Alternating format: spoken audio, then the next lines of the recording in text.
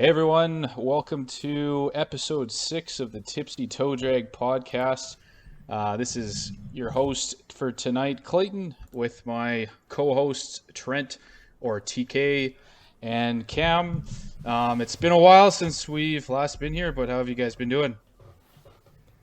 I've been good. Busy. Trying to enjoy some of this weather without the smoke. Yeah, But yeah. it's been much better on that. I've been I'm gonna say- stuck in an office just hammering out stuff, so it's been busy, that's for sure. It's good to get back on here, though. It's awesome. Yeah, you said you were working on what, quarter end? Yeah, we had quarter end and a bunch of Q2 tax provisions stuff we had to provide to Crow, or one audit firm down in US and stuff. So I was busy hammering that out. Plus, I'm training my finance director, who's my new boss, training him right now too, and as well as we lost another employee. So it's just like, holy crap! Busy. Ends, right? Jeez. Yeah, you betcha. Just doing all I can, right? But Cam, you're going on a golfing trip? Yeah, Travis's bachelor party this weekend. So heading out tomorrow morning to Kananaskis. Then not sure what tomorrow we're doing. We're golfing Saturday and Sunday, but he bought these hangover drinks to try to that cures your hangover. And supposedly it's really good and works. So wow. I guess I'll see drunk Travis for the first time. Let's hear about this. What are these called? I don't know what they're called. Let me see here. He sent a picture of it. Let me see where. I remember in college, Trent, when we bought those hangover pills from the store in residence. Right. There. Yeah, I remember I that. doubt they ever did anything. It was probably I don't sugar even. I pills, think they but- were just placebo or something. Like they were just Yeah, probably nothing. it's called Morning Recovery. It's a drink that you're supposed to take either before you drink, during when you're drinking, or after. And it's a drink you drink. Too much drinking. And supposedly it works. I don't know. It has like really strong reviews on Amazon, but We like that I don't know, man. Pedialyte that just like hydrates you, gives you like electrolytes and stuff like that. I just I wish like IV drips were a common thing here in Canada. Like in Vegas. That's just a perfect hangover cure. Yeah. Just go hard that Well, night and yeah. then go out into the little van, get your IV drip. Good as new. Definitely not gonna get the hammer, but man, I want to go casino, so hopefully we go to casino. There you After go. playing that stake.com all week and being a degenerate gambler, I want to gamble more. Hey, red 7 for me. $100 down, please. Yeah. I always do that. That's not, okay. If I play live games, when I go to an actual casino, first thing I do is throw $50 on red, because red always pays. Yeah, pays out good. Yeah. You betcha. Yeah, so I usually do that. Throw 50 on red, and then I double it up, so then I'll have 150. So I'll take back $50, and then I'll go and play blackjack. And once I get back my original 100, then I put that away and play with everything else. There you go. Play with the There you profit. go. However, with this stake.com stuff, man, it's all scripted. It's all rigged, man. Yeah. Too many bad players. You just losing money like that. It's just so quick. Damn. Well, keep trying. Maybe it'll improve. You'll get better at it. There you Maybe. go. Yeah. Maybe. You'll suck a little bit less. Anyways, let's get to some Oilers news here. There's been a few signings since we last were on. The big one, we got Nurse signed to an extension, 8 years, $9.25 million AAV. This is, we knew this was coming. It's a big piece of our core that's signed. There's been a lot of debate that's been going on around the Oilers. Is this an overpayment? What else do you do? But they paid a lot of money for it. But all 8 years were UFA years. That's why the price is high. We have him locked up for 9 years now. And I think Puckpedia says he's the 5th highest cap hit D-man in the 22-23 season. Yeah. He had a pretty good year last year. He had 36 points in 56 games. He had 16 goals. Pretty good for us last year, but his shooting average was quite a bit higher than his average, so you'd think that those would go down next year. Yeah. Thoughts, guys? Like we had a pretty good conversation about this in the chat there, ATK. Like, Yeah. I don't know. I don't like this trade. I don't like the signing. I get we have to have him signed, but that's just like I guess that's market value for him, but like I don't know how do you compare him to like a Dougie Hamilton or a Seth Jones or a Zach Werenski? Like how do you compare him when those players have been so much better than him when they're younger and they're still better than him now in my opinion. And then you have Nurse here who had like his underlying analytical stats are like terrible. Right. Yeah. So like you have everyone like Jay Fresh and all these other hockey analytics people on Twitter just bashing his contract and like I don't like it. I think he's overpaid by like $2 million in my opinion. Kind of at least 1 point. Yeah, he's definitely overpaid. Like 1.75 million more overpaid. Like, but it's just like I don't know what you do for this. Like, I don't like it, but I guess like when you look at Holland's situation, he's stuck in a position where it's like, well, if I don't pay him what he wants in a way, he's just gonna walk next year. Then what I do? Yeah. And that's you can't just lose that guy. You can't. Yeah. So look, you can't lose a guy that's part of the core and everything like that. And so him resigning has got to make McDavid and Dry happy too. So but like, how do you pay him? How do you justify paying him more in Draisaitl? That's my question. Well, I don't know. I think you got to look at the historics that happened a couple weeks kind of in advance to his signing too. So we've seen Miro Heiskanen get penciled in, 8 years, 8.45. We've seen Seth Jones 8 years, 9.5. We've seen the Makar deal, which is a little bit different. I think they bought 2 years of UFA there. It was only 6 years, $9 million. And then Hamilton, 7 years, $9 million. Werenski, 6 years, $9.583 million. And then Nurse was kind of the next one to fall, the big contract for the defenseman, 8 years, 9.25. So I think there's kind of like a snowball effect that almost went on there. Yeah, but like, so that just means Holland's valuing Nurse the same of those players. Yeah. When you actually look at it, he's nowhere near that value. But I'm just like, the one thing I'm just like, because Nurse's side, they could just be like, okay, well, if you don't want to pay me that, then we'll just wait. And the longer you wait, the riskier it is. Yeah. Because he can just walk. Yeah. So well, there's two sides to it. Like, he could have a terrible. What happens if he has a terrible? Season? He could. Yeah. That's the risk he'd be taking. That's risk he'd be taking. That's risk Oilers are taking too right now. Yeah. And like, I don't know. Like, I guess like if you look at it comparable to him, it would be like Jacob Chychrun. And like, I know Chychrun signed for 4.6, but like, he put up big numbers too with Arizona. Yeah, he was. He was. Those two are very similar players. So it's not like I guess at the end of the day, he signed long term. So I don't know what to say really, to be honest. I think he's in terms of the contract. Yeah, I think he's overpaid. I think at the end of the day, people are happy he signed. They knew that's what had to happen, but it had to. Yeah. Exactly. I mean, he did go, like, kind of looking back at historics, too. Like, he was plus 15 the 1 year, and then -5, -2, and then plus 27, like, out of nowhere. Like, holy shit. Like, so I don't know if he's still improving or if it was just given the circumstances. Well, you got to remember, though, he primarily plays like with McDavid. Yeah, so that's 5 a on huge 5. factor. And he doesn't play any power play time, really. He's rarely very little. Time. So to put up that kind of points without any power play time is pretty impressive. But well, not even but I guess when you look at the plus minus too, it's not bad. But when you're at the end of the day, when you're playing McDavid, your stats are going to be padded. For sure, yeah. He's and a lot of those goals I think too are like on a rush too, if I remember correctly. It's just the thing down with the wing Nurse is his offense has increased because of McDavid and Draisaitl. But his defense has not really improved much. His decision making is still very weak. He still panics. Yeah.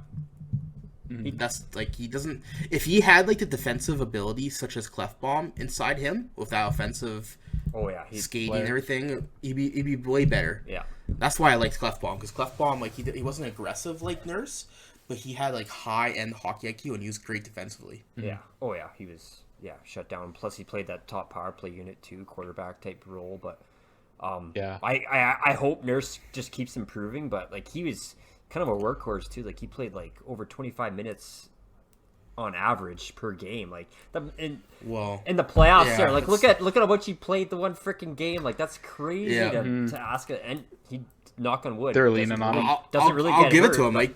Yeah, you'll give it to him, Cam? I'll give it to him. He stepped up when he needed to because Clefbaum was gone. He did. Yeah. So could you imagine if say if Clefbaum was still healthy right now and he didn't have any injuries, we likely would still have Larson. Yeah. And so if we still had Larson and we have Clefbaum, do you think Nurse gets that $9.25 million contract? Not a chance. Yeah, the makeup of this team would be different. Yeah. Yeah. 100%. I don't think so. Yeah. I think we would re-sign him, but I think it would have been like another, like, it would have been like around 7 to 7.5 probably. And then I think if those two players are still here, Koskinen would be 100% bought out. Cassian would be 100% traded. Because we would we'd have to move things out. Yeah.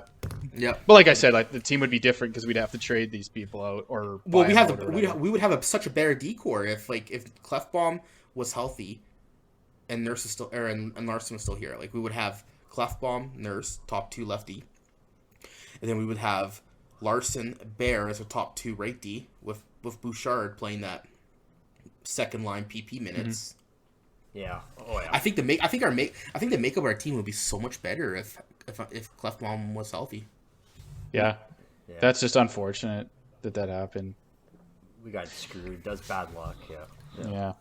Another guy we signed Fogle, 3 years, $2.75 million AAV.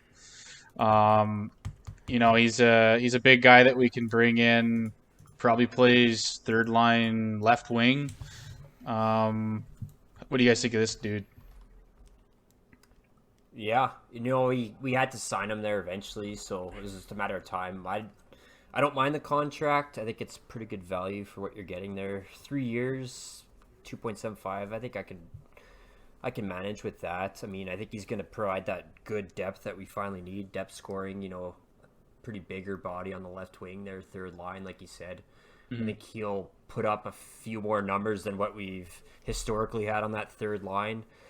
And secondary scoring. Oh, for sure. And I think this is the best secondary scoring that we've seen on a roster so far, like in probably, 10 to 15 years, probably since the decade.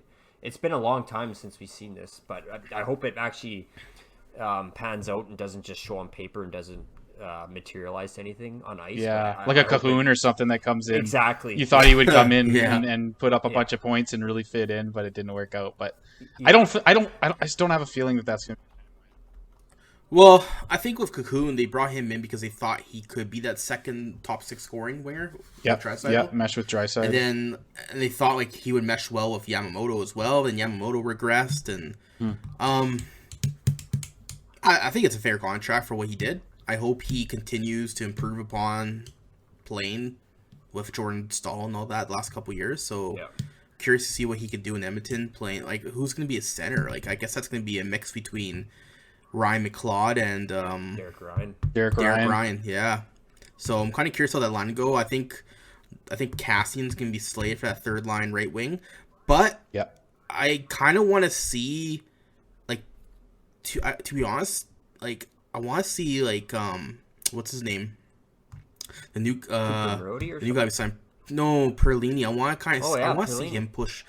I want to see that guy push for a good spot with Fogle and Derek Ryan or McLeod. Like, have like a really high aggressive forward checking line. Well, that's the next guy. That's the next guy I was going to bring up. Brendan Perlini. He signed a 1 year. $750,000 contract. I think that's the league minimum, right? Yeah. He's like you said, he's a reclamation project. But he's played for Tippett, so I think they know what they're getting from him. He was a pretty high draft pick. I think I had that here. First round, 12th overall in the 2014 draft. So you know that he's got skill. He's 25 now, so he's getting a little older, but you could still get some good stuff out of him. So I'm curious how this works out, because he's been out of the league for a little bit. He played in the Swiss League last year, played 21 games, had 16 points. This one's an interesting one, kind of low risk. I think it's worth it, because if he can mesh with any of those players on the third and fourth line, then he should be able to produce. Like, he's had 3 seasons of double-digit goals, like Fogle there. So Yeah, I like he's got some speed. He's got a shot. Fogle is a driver, and he's a forechecker. Then if you put like someone a little more skilled, like McLeod in the middle there, to bring like a playmaker type of role, could have like potentially 3 decent, driving lines. Yeah. Instead of the typical lines we've had the last few years, where it's been like literally a typical bottom 9. Essentially, the last few years we had 2 fourth lines. We didn't really have a third line. I think we didn't. Basically didn't even have. We could put a fucking AHL line out there and it'd be better than our bottom 2 lines, basically. So I think this is actually like a no risk signing, like you said, league minimum. He's a bigger guy. I think he could help drive the competition for an actual role on that bottom 6 position. So probably that bottom line, let's say. I do like the size that we were getting a little bit too. Yeah, like we're getting some big freaks. Well, not freaks, but like just good size, like 6'3", 211. This guy is. Well, it's a little more than size. Like we're getting players of size that have speed and can score. Speed. Yeah, like I love because speed's so important now in the NHL. And so if you continue having these big guys that have no speed, it's like it's not going to do anything for you. Mm-hmm. Yeah. And that's just it. And it's nice to see this competition for that kind of final, especially that final left wing spot. Oh, yeah. Because we also signed Tyler Benson to a 1-year contract, like league minimum again, 2-way contract, but he is not waiver eligible this year. So if we do call him up and send him down, he'd go on waivers. Yeah. And he was tied with Cooper Marody for 3rd in AHL scoring last year. So he had a really big year. He puts up points in the AHL, never really translated in the NHL, but he's only played 7 games. So at some point, this guy, if he's already like leading the AHL, sometime this guy has to be given a shot in Edmonton. So interesting to see what happens with him. He's got to fight for it this season. Same thing with Marody, because like Marody hasn't signed yet. He's RFA, arbitration rights. Yeah. So if he signs a 1-year, 2-way contract, he needs to push. Both these players need to push for a role. And like, my question is, what happens if they do push and they do make a role in the Oilers? Like, what happens to like, what are you gonna do? Are you gonna like Devin Shore's on the 1-way. What's his name? The guy that was useless last year, Turris is on the 1-way. So like, Turris, yeah. I guess he could just dump them in the minors there. I'm not sure, but I hope those guys fight for some healthy competition at least. Yeah, which is a good thing, because otherwise both of them are just the next Anton Landers. Yeah, exactly. Yeah, that's exactly That's just it. So I think I like the Benson, give him another year to try out here. Hopefully he could drive for that final kind of spot. There's going to be lots of competition, like we said, with Perlini, and of course Benson. We got a few actually left wing prospects you could probably pencil in for that final spot. But he's had great numbers in the AHL, so like I think we just got to give him maybe more of a shot. Hopefully he shows up to training camp, ready to go. Maybe he could fight for a starting roster position. And kind of just see where it goes. So give him a shot. Another prospect of ours in goal this time.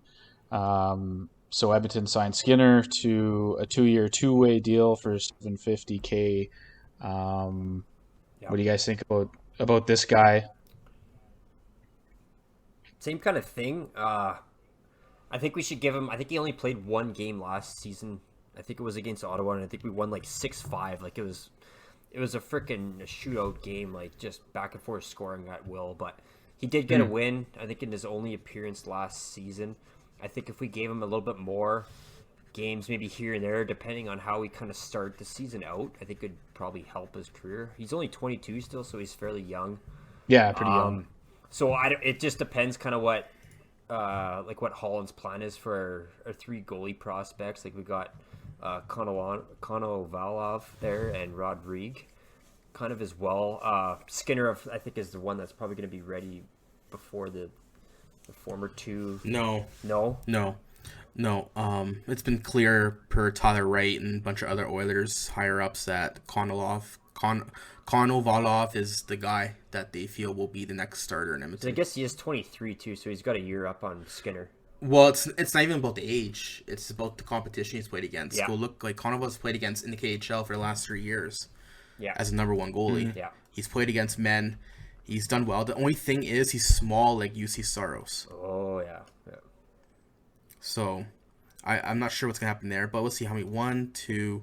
He's played in the KHL for 4 years. He's got almost 100 games. He's got over 100 games played in the KHL. And, like, his underlying stats are pretty good. So, like, he's the guy that he's coming over next season. He's going to get a full year in AHL. Yeah. He might get a random call up here and there if Mike Smith gets injured, because he's likely to get injured 1 or twice this year. Yeah. Just his age and everything. So either him or Skinner will get called up. I think they're going to call him up. Like, they're going to give him all the opportunity. Yeah, okay. And like, it's unfortunate for Skinner, but Skinner's going to have to out-battle him. And you know, maybe Skinner can because he's bigger. You know, he's maybe more athletic. I don't know. But everything, I think, because, like, if you go look back at the draft, the main reason why the Oilers did not select Jesper, what's his name? That goalie. What was that goalie that passed over? I can't remember off the top of my head. Oh, I went to Minnesota. Yeah. What's his name? Wallstead? Wallstead. Yeah, Wallstead. Jesper Wallstead. Yeah. So they passed over him specifically because they believe that one of Stewart, Skinner, and Konolov will be the number one in the next 2 years before Jesper Wallstead will be. Yeah. In my opinion, I don't agree with that. I still don't agree with that. I think you come across potential franchise goalie, you take him. But so it's Konovalov and Skinner is going to be the goalies in Bakersfield? Yeah. And then unless Rodriguez outplays one of them. But based off that's going to be something to watch this upcoming season. Yeah. I'm actually excited, to see the competition because we do have, like you said, 3 goalie prospects that are hopefully will pan out. But I think that's why Holland traded down in the draft was because he has faith in our prospects here in net. So maybe that's promising. I guess time will tell.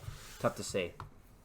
Yeah. Well, it's like we talked about last time. Like, you know, in 2 years from now, we'll be talking about like I guess down the road, and any day down the road, if Wallstead turns out to be a stupid like a star NHL goalie, they're always gonna go back to that day. Well, look, Oilers been looking for a goalie for the last 20 years. He's been the guy. Yeah. Holland will be losing sleep freaking with that nightmare. Yeah, it'll be fucking. One more signing that we had, Slater Cuckoo, signed for 2 years, $925,000 a year. He's kind of more of a shutdown guy. Probably that last piece that we needed to fill. I think there were some rumors it was either him or Jordy Ben that were probably going to be signed in Edmonton, and it ended up being Slater Cuckoo. We already had him. We already know what we're getting from him, so I think it's probably a pretty good signing. What do you guys think? I think it's good. I liked him last year before he broke his collarbone. Then he battled back a lot to get into the playoffs, and like I really did like Kulikov when he first came back to Edmonton, but in the playoffs he just didn't look the same. He looked like a step behind for some reason, but and so then Cuckoo came in for Game 4, and I thought he played really well in that Game 4. Yeah. If you look at the makeup of the D right now, it's a great depth signing, so it's going to bring some competition. Because if you look at the left side defense, we're going to have Nurse, obviously number 1. Duncan Keith, you have no choice to put him number 2 now, which is ridiculous. And then you're going to have 3 players battling for that final lefty spot, and that's Chris Russell, Cuckoo, and Legason. So, like, unfortunately, signing Cuckoo might mean Legason's expendable, so we might see another trade. Yeah. I hope not. I hope they're able to work around with the cap and stuff that you can keep Legason to fight for that final spot with Cuckoo and Russell. I don't think Russell's going to play much this year unless he comes into camp like ready to game. Yeah, ready to game. Not wrong there. I feel like Cuckoo's better than him, and I really like Legason whenever he played last year. So Me too. I want to see more of him. I really hope they don't trade him and just dump him for peanuts, because we already lost Bear, man. I mean, we can't lose another young guy in Legason. No. Yeah, I agree. I really like this Cuckoo re-signing for the 2 years. Pretty cheap contract, right? And he's kind of that stay-at-home reliable shutdown guy. So I think we definitely need that for that third pairing. I think he will pencil in over Russell for sure. I think Russell's just getting up there in age too. He takes a beating every game, and Cuckoo's just been proven to be that more reliable defender. So I think, given playoffs and stuff, if we make that good push, I think Cuckoo would be the guy to step in there. So I like this signing. Yeah. I like Cuckoo coming back. Yeah, I really like it. Awesome. Well, that's kind of the big signings that the Oilers had that I wanted to cover. So maybe we could kind of just chit chat. Anything else you guys want to bring up about the Oilers, or talk about what you think? Maybe what do you guys think like the forwards lines would be that they start the year with? Any thoughts? I guess let's talk about the first two lines. Like, what do you think that those are going to be? I think like Hyman, like McDavid, Puljujarvi. Is that the first line? I think that's what they're going to start with. But to be honest, knowing Tippett, oh man, I feel like Tippett's going to do something stupid and put like Foegele, McDavid, Draisaitl as the first unit, then Hyman, Nugent Hopkins, and Puljujarvi as a. I can see that. line. I can see that for sure. For some reason, I have a feeling Foegele gets up there on the first line for some reason. I feel like Foegele starts in the first line What? with McDavid and Draisaitl just to prove a point to Yeah. those fans that you don't need Bear. I don't know. Tippett seems like an asshole in a way like that. So I feel like that's gonna happen. Like, I'm not gonna say Fogel's not worth the first line. He might be a better decision than say Cassian before, but like Yeah. I feel like that's what's gonna happen. So I'm gonna say it right now. It's gonna be Foegele, McDavid, Draisaitl for the first line starting Wow. on game one. Home. Yeah. I think the safe bet that most people are going to think is Hyman, McDavid, Puljujarvi, but who knows what it's going to be. Yeah. I think it's going to be Hyman, McDavid, Puljujarvi for that first line, and then I think it's going to be definitely Nuge, Dry, and Yamo for the second. I don't know why he wouldn't do that, but I guess like you're saying, Cam, it might just be to prove a point, kind of there, just flash off Foegele there to see what he does, kind of the first game or two. Well, it's not even to prove a point. It could also be to see how Hyman. Can you see how Hyman and Nugent Hopkins mesh together? Yeah. Yeah. Because that's fair. They're going to mix it up a bit to see what happens, where the chemistry is. And I think, like, at the start of the year, like, if you want to, like, start off hot, because, like, don't the Oilers start on the road or something like that? I think we play Vancouver our first game. I'd have to double check if it's on the road or not. I don't know. Something about the first month, we only play, like, 7 games or something like that. Yeah. Compared to, like, other teams. And so, like, those 7 games are very important to get going. And so I feel like because of that, Tippett is going to want, like, wins real quick. And I think if you split up McDavid and Draisaitl, you might not get those for a while or a few games until they start clicking to new lines. So that's my philosophy on why you might see McDavid and Draisaitl start together. I think we played 2 games right off the bat, or we start on a Wednesday, I believe, at home to Vancouver, and then we play like a Saturday game against Calgary in Edmonton. And then I think we're actually on a homestand to start out, and then we play Anaheim. So, like you said, I think the early wins will matter. And then we go on the road for a few games here, it looks like.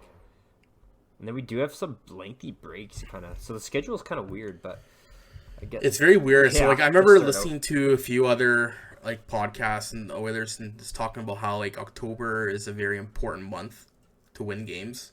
Yeah. And so that's why I feel like probably like the break knows? between games if you're well rested in those games. I think the top 2 lines is pretty clear. I know a lot of people are mentioning like, oh yeah, Cassian's going to go back up and play McDavid and stuff like that, and you might see Puljujarvi in the third line. I don't think so. Puljujarvi's proved enough that he can stay in the first line. Yes, by far. Sure. Yeah, that guy doesn't move off the top 2. Let's talk about the third line then. Let's say, so if I'm correct and Foegele is playing first line, what's that third line makeup then? Oh man, yeah. See, I had it completely different. I had the third line. It's funny how it changes everything when you do that. It does, because I had the third line penciled in to start being Warren Foegele, centered with Derek Ryan, and then Cassian as I think the right wing. And then that fourth line is still very undetermined. I think Archibald's the only player who probably will prove to be definitely penciled in as a starting roster spot on opening night on the fourth line. Archie or Cassian. Yeah, and then those final 2 spots are going to be a battle for those, I think, to start. Because like if Fogel's in the first line, I think it's going to be Puljujarvi, and someone else like Puljujarvi and because I think they're gonna stick Yamamoto still with Hyman and Nugent Hopkins on the second line, and you have Puljujarvi in the third line between Derek Ryan or McLeod. And so who's a left winger? It's either gonna be someone moving over, either it's Puljujarvi himself or Archibald. Dylan Holloway might be. Yeah, Holloway, he could break the roster. You think? Yeah. Oh, that's in there. We didn't talk about him. I guess we can could- say it right now. You actually think he's? Do you think he's gonna fight for the spot? I think he'll for sure fight for a spot. If he gets it, it's probably unlikely, but it'd be interesting. Well, to see. when I say fight for a spot, I mean will he do you actually think get he's on? gonna come? Will he fight to get onto the starting roster? Do you think he'll make it? I to the don't starting think roster? so, but I think he has the potential to, though. He does. He has the skill and potential. Like, it's tough to say. Like, it depends who shows up to these training camps and takes it seriously right from the get-go, I think. That's one Like, player that I will be watching closely. for sure. Yeah. This is what I'm worried about. I'm really worried that Cassian is seeing all his competition, and he's just gonna come in and not play. He's just gonna collect his paychecks. Yeah. It's 3.2 per year. Frick, that'd be. And I don't know, man. I lost all my faith in Cassian once he signed the contract. It's just something in him changed, and he just decided to I'm done. I'm just gonna collect my paychecks. Yeah. Pop some babies. Pop some. That's I don't know. That's true. Ever since that playoff run we had, where he was just electric and was scoring goals like crazy, and then, like you said, he signs that contract, and everything is basically just he flicked the switch. He was basically off.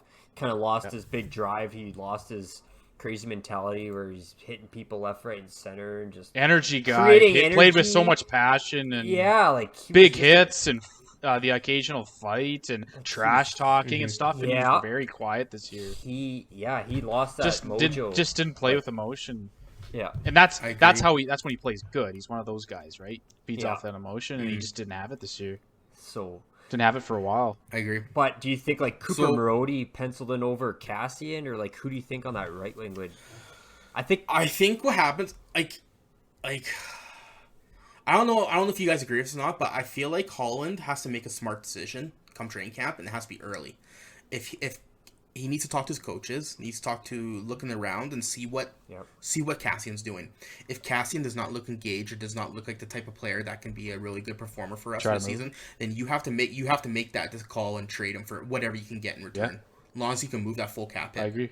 yeah, that's fair. I agree. And then with that. that opens up a spot, and that gives more of a drive to those players that want that final spot, like Marody, Benson, Perlini, Devin Shore, Dylan Holloway, Yeah, all of them. all of those. Yeah. Even Archibald. Archibald, you could say he's penciled in, but you know what? He's got to fight for it still. Yeah. Yeah. He's been solid. I like So- Archie though too. He's a solid guy. And there's another player who I'm curious about that, honestly, in my opinion, I feel is better than McLeod, is that Lafoy guy. Raphael Lafoy. Lavoie? Yeah. Lavoy. Yeah. Lavoy. I think he could be he's a speedier McLeod. He's not doesn't play center, but I feel like he could be a good player too to fight for a bottom winger position. Yeah, I like the competition that we have. We do have some guys that can battle for these spots. I think this training camp is going to be really interesting this year. Yeah. I think it's gonna be great. Yeah. Finally, Normally you say that, but this one I think is going to be especially intriguing. there's lots of it's. hype. What about the D then? So we understand what's gonna happen in the fours, Okay. but the D, I think that's pretty clear. It's gonna be Nurse, Barry, Keith, CC. Mm-hmm. I really wish I was Larson. I really do wish I was Larson. And then either Russell, Lagesson, Cuckoo with Bouchard. I think no matter what, Bouchard has to be that third line pair. Yeah. And then I hope he starts playing and getting better and better, that he's able to possibly push himself to that first unit with Nurse. Yeah. So you have Bouchard and Nurse, and then you put Barry on the third line. You leave Barry with first line power play minutes, and then think about if Bouchard really has a huge year, then that gives you the ability to potentially move Barry next year in the offseason. Yeah. That's I would like to see that flip if Bouchard can really establish himself, and then you kind of get Barry playing more sheltered minutes. And so he doesn't have to. He's spending less time defending and spending more time in on the power play and stuff like that. So that would be a best case scenario, I think. Yeah, I agree, Cam. I hope Bouchard just blows our socks off here in this freaking season and becomes a stud that we need to, because we freaking because I haven't watched CC much in the last few years, so I don't really know what he's like. I know there was a couple years back, it was Barry and CC both on the top right-hand side for Toronto, and they just got fucking blown up like crazy, right? Like, they were dog shit defensively. I don't know if that was just Toronto's whole makeup as well, maybe who they were paired with, yada, yada, yada. But, like, I hope that it's not like a repeat here in Edmonton, but like you said, I hope Bouchard can help kind of drive maybe for that first pairing, and then maybe give Barry some more sheltered minutes, and then CC and Keith is I hope that they I hope they could still play. I hope Keith could just amaze us too, like, he's seasoned, so hopefully he can bring some of that still to the table. But I got no faith in Keith, but I really do. I want a huge leap out of Bouchard, because I think just moving that cap at Barry's next offseason, regardless of the season we have, would be beneficial for other moves, because if Bouchard makes that big play and he's like, okay, this is our new number one right D, then fine, you keep CC, and then you move Bouchard, or move Barry, and then you bring in like another shutdown defenseman for that third pair. Yeah. So that's why I feel like that's fair.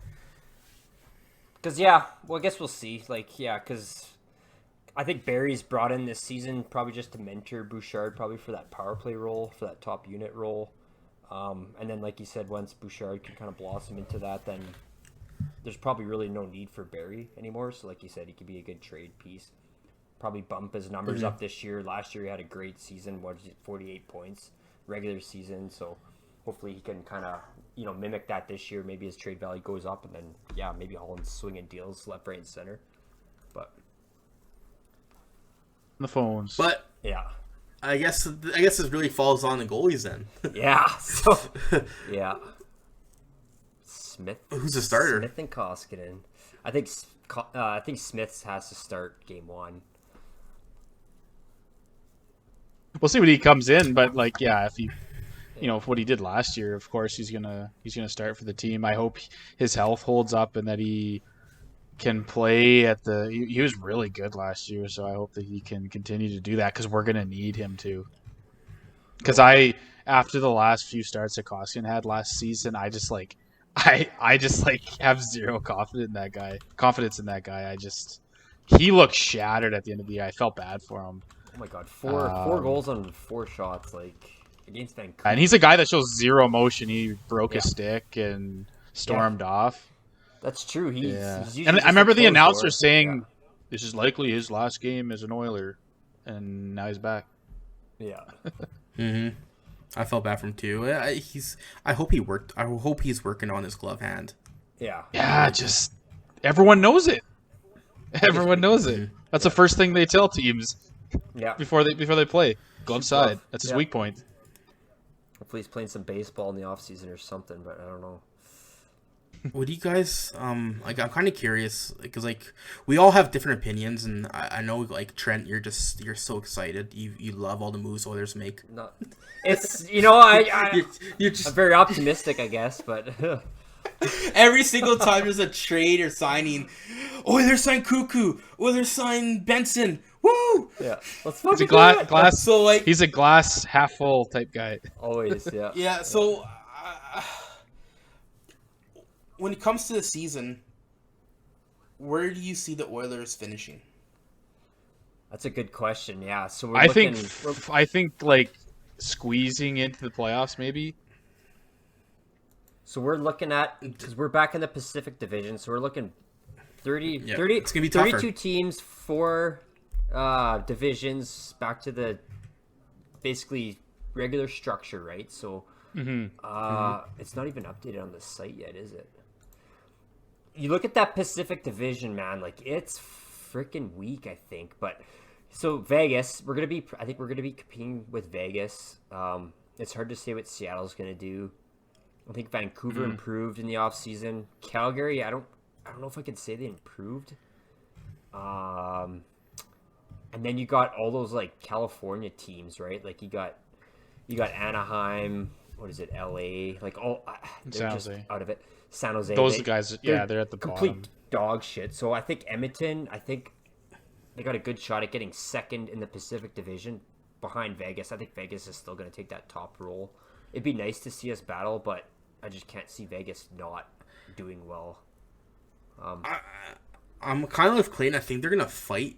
I think they're going to be battling for a playoff spot. Like, I don't think they've done enough moves to justify being a clear, like, top 2 team in their division. Going back to it now. I hope I'm wrong, but, like, is this really going to fall on Smith? How Smith plays, how our defense plays? But I feel like Seattle, because they're a new expansion team, they're going to have a similar success as Vegas. So I feel like they're going to make playoffs. It just depends if they finish higher or lower than the Oilers. Flames, I know if you look at a lot of predictions out there, Flames are like a team that's like being predicted to finish better than the Oilers. Really? Through some of them, like Jay Fresh and all that stuff. Oh man! But I think it's easy to look at this division, be like Seattle's expansion team, they should suck. The California teams suck, but I think you're right. I think they could have a good season, and I do think the California teams are going to be at the bottom, but Vancouver, Calgary, they probably have a shot, and I don't think it's going to be. It's not going to be really easy to get into the playoffs. I don't think. No, that's why it's so important to win our division games, because it's going to be a battle. Yeah. I think it's going to come down to that final month of March to determine what the second, third is going to be. It's going to be a battle between Seattle, Edmonton, Calgary, and Vancouver. Yeah, I agree. We'll see. I'm hoping Calgary starts to bail out earlier. Yeah. I'm hoping Vancouver as well. Yeah. Or even Seattle, one or other. Like, it could be. We literally could be looking at an Edmonton versus Vancouver, or an Edmonton versus Seattle, first round playoffs. Yeah, it'd be interesting to see. To be honest, I know you might be a bit different than us, Trent. But what are you thinking? I just don't know, because Edmonton has been a freaking lights out regular season team the last 2 years. Like, we've been just blowing fucking teams away. And I think the Canadian division this year was probably better competition than what we're going to see in the Pacific Division. Given what the schedule is going to be, I guess we're going to actually play some other teams this year, which would be nice to see. I get that. We'll kind of get back to more of the norm. But you got McDavid, you got Draisaitl, you got some elite firepower offensively. I think that some of these teams, even out east, if we're playing some of these eastern teams too, I think we're just gonna blow their fucking socks off. There's gonna be some I think McDavid reaches 150 points this season if he stays healthy for the full 82 games. I actually fucking think he hits 150 points. It's gonna be just that's a stretch. Oh, we should but let's keep track of this and then see if that happens. So it's August 12th, 8:09 p.m. McDavid is going to get 150 points in the 2021-2022 regular season. I don't even think he's going to hit 120. Sorry, 150. I don't think he's going to hit 120. I don't know, man. That's why The reason why you're basing this, that's why yours is a little flawed, your idea there, because you're like, well, the Oilers, the competition they played against in the Canadian division was better than what they're going to see right now. But you got to remember, we're going to be seeing a lot more teams than our division this year. No, that's fair. And there's a lot of great teams outside. Look at the Central Division. Yeah. Oh, I know. Look at the Metropolitan Division. And we're playing 2 against each of those teams. And, and there's, how many are we playing against the Central? I think 4 against them, or 3 or 4.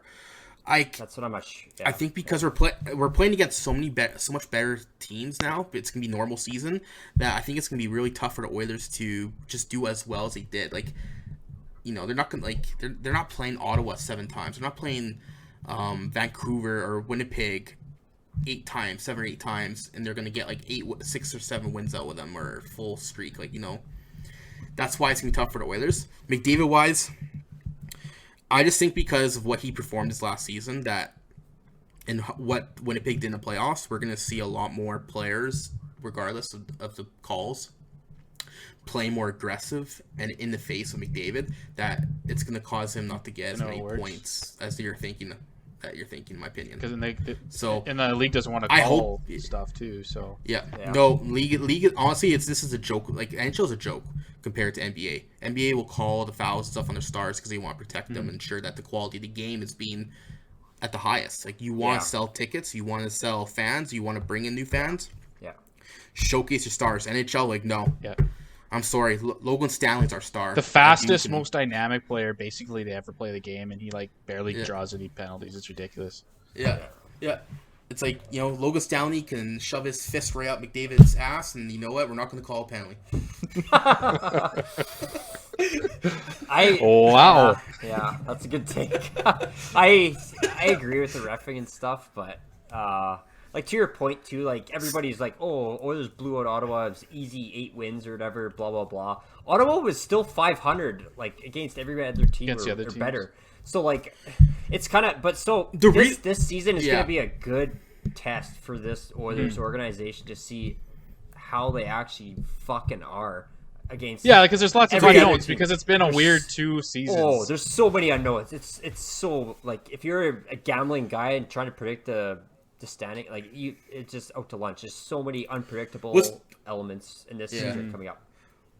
Let's do it right now. Create a Word document or Google document. Let's put our predictions. Let's put our predictions on where the Oilers finish, how many points, and then let's put predictions on how many points, which players we want to talk about, how many points each player gets. Okay. I'm thinking, like, how many points Draisaitl, McDavid, and maybe another 1 or 2 players get. Do some predictions and see what. Yeah. Do you want to just do it live? We could just do it on an episode here. Yeah. Let's do it. Let's do that. Yeah. Let's do that. Let's do it in our episode. Do, like, predictions, because, like, I'm kind of curious what your predictions are, Clayton, and same with yours, Trent, and myself. I want to see how we do against each other. Mm-hmm. That would be fun, and then compare at the end of the year. Yeah, totally. Yeah, do something like that. But I guess, like, I'll agree. Like, I'm not happy with Holland and stuff the movies make, but I'll say the forward group is probably the best forward group we had since 1990. It's strong. That's fair. Yeah. That's the most exciting part with the team.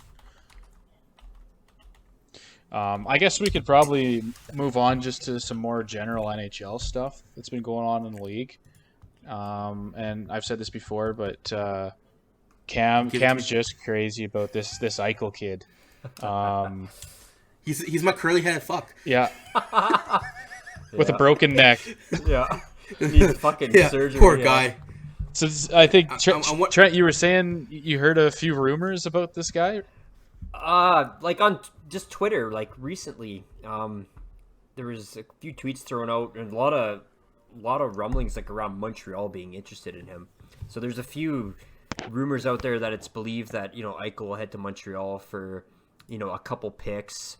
Jesperi Kotkaniemi, Ben Sherratt, Paul Byron, and then a few other prospect players. And then there's still talk around the New York Rangers too being interested. I haven't seen any like proposed kind of trades or rumors or any like that thrown kind of up in the air, but it'd be interesting to see if this Montreal one kind of like pans out. But they said there's also talks with the Devils, Rangers, like I'd mentioned, LA, New York Islanders, and Minnesota. So Devils will be a good one. You know why?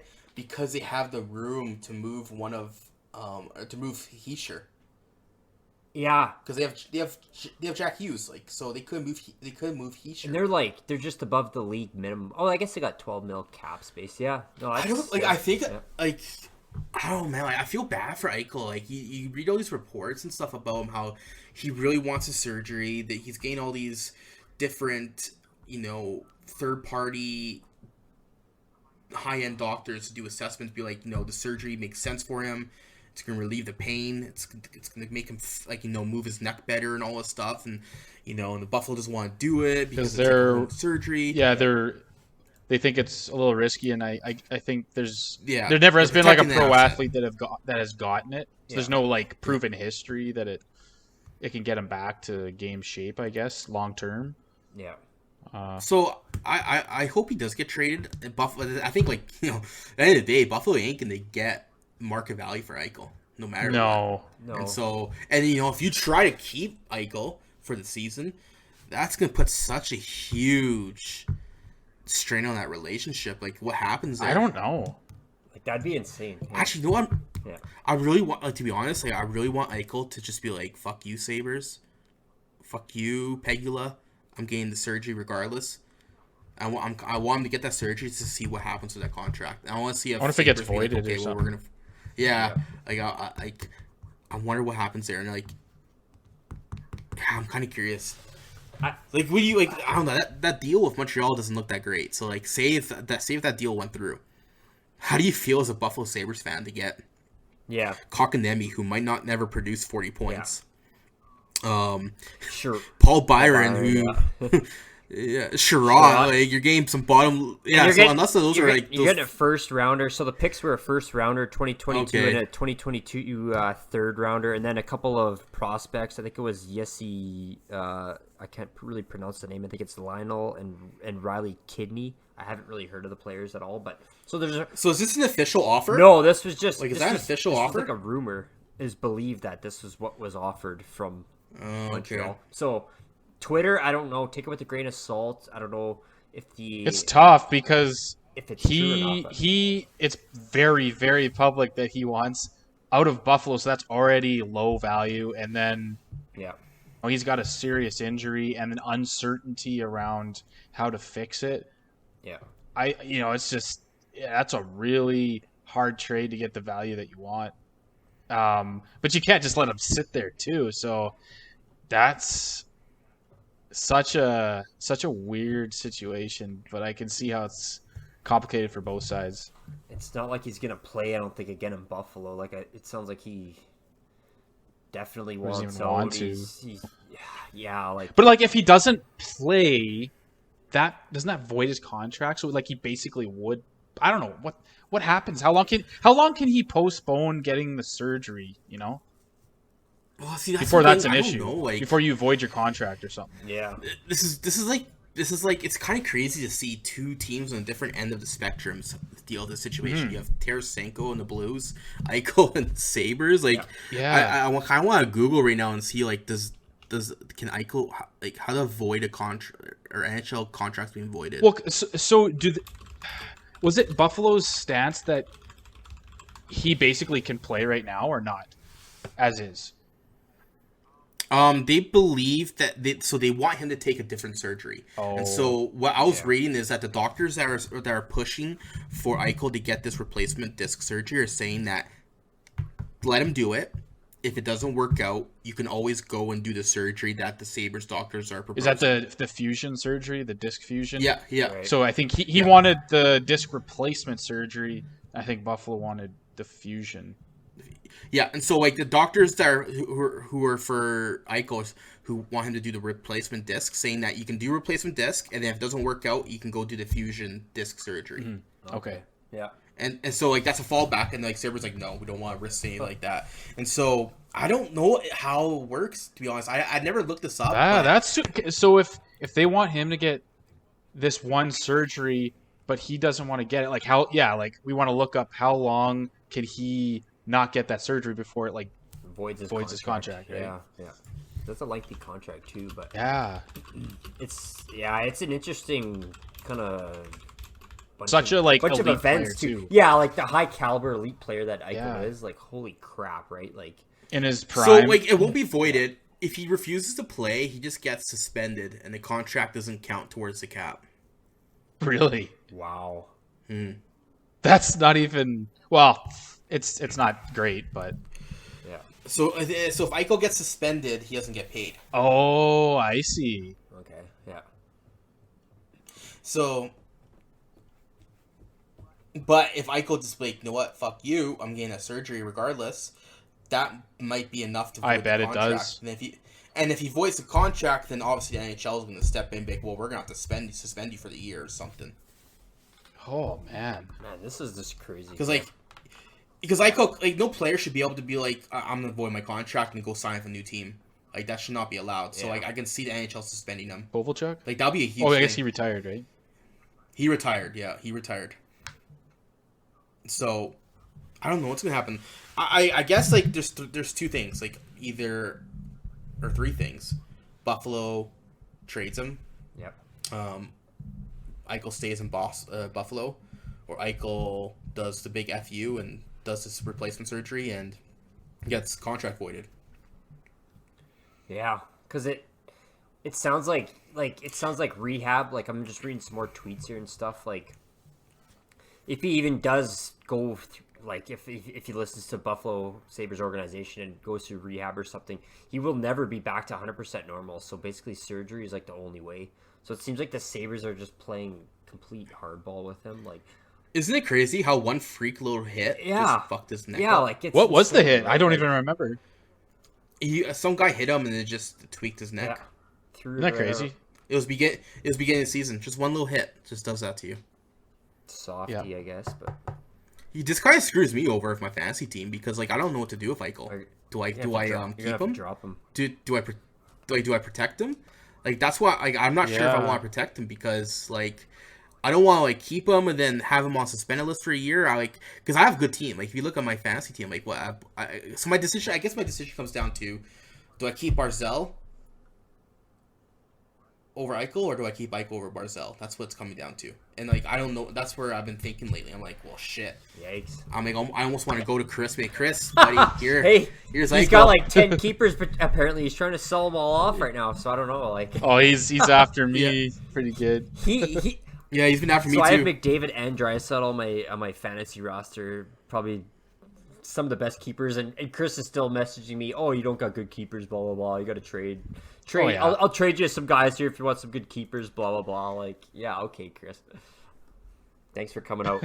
I know. I almost want to go to him now with Eichel. Be like, hey, here, buddy, you want to take Eichel? Because, like, if I look at it, if I trade Eichel, then I can keep Barzal, Stone, Sebastian Aho, Pietrangelo, and obviously Hellebuck. The thing that's crazy is like a guy like Cal Clutterbuck, leads the league in hits like for his whole entire career basically. Yeah. And I don't know his injury history, but I think he's usually pretty healthy, and like kind of doesn't have anything like this. And then Jack Eichel takes some random hit, but you just never know. It can always be that one hit, right?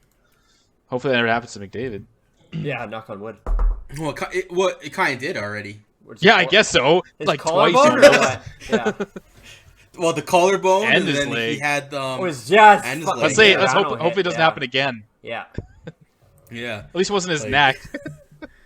That guy's been through some. He's been through crazy rehab. That guy, man. Like, look at him. Fuck. I think McDavid is the luckiest person alive to be able to heal that significant of an injury to like a natural heal. Yeah. Where normally like it's like established that the tendon would never heal, and then it actually like healed. Reconnect by itself. Jesus. Yeah. I really hope what they said in that documentary was all true, that it reconnected, that it's stronger than it was, and it's 100. I would hate to see in like 5 years from now he starts getting like something. Oh, he gets arthritis or something in his knee. Yeah. Maybe he could. Who knows? That documentary was great. All from Giordano. Yeah. Doing something real stupid on the final game of the season. Yeah. Oh. Yeah.